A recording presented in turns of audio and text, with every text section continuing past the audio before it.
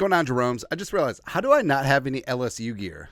It's kind of weird, especially given all the seasons of Skull SU.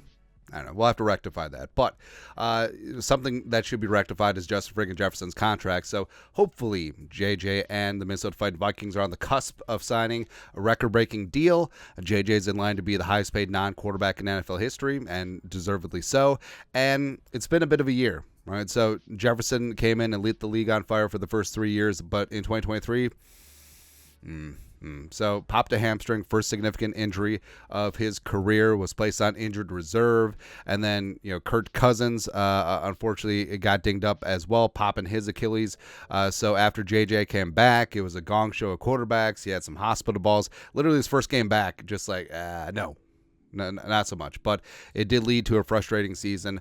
Although Jefferson, did top 1,000 yards, still proving his greatness. And yeah, the whole thing about it is, hey, first 3 seasons, record-breaking, record-shattering, and even set a few records through the first 4 seasons. But he's still that guy. He's still that absolute alpha 1 wide receiver in the National Football League, and people still need to recognize. Pro Football Focus. Sometimes they're friends, sometimes they're enemies, sometimes they're frenemies. But right now, leaning more towards friends. So Sam Munson, the Irishman, over at PFF, did up a wide receiver rankings, top 32 ahead of the 2024 season. And, looky, here comes Hookie, numero uno, Justin Jefferson. Now, I feel like, especially in the fantasy communities, like it really is a bit of punk rock to be like, Jefferson, he lost Kirk Cousins, and also he's come back from injury, and also once he gets paid, maybe he'll just start loafing. Nah.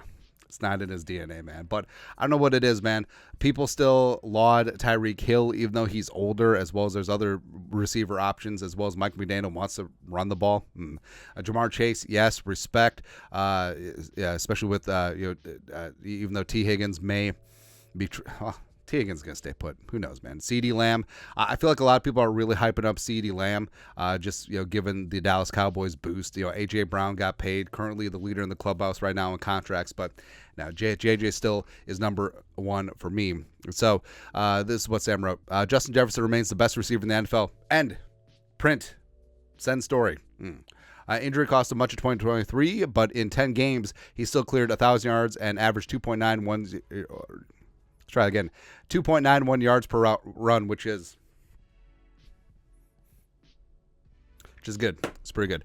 Now he has to do it with a new quarterback after Kirk Cousins departed for Atlanta. Now, what's interesting is that no Davante Adams. Now, part of that could be age. Part of that could be the quarterback situation with the Raiders. And also could be there's just younger guys that are just extremely talented. Now, I generally agree with this top 5.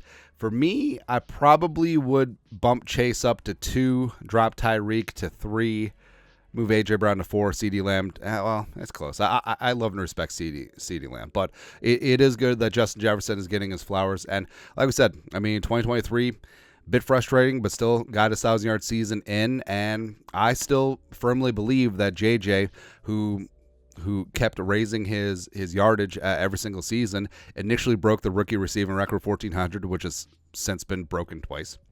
But also with 17-game seasons, no big deal. Even though Puka broke it in like 15.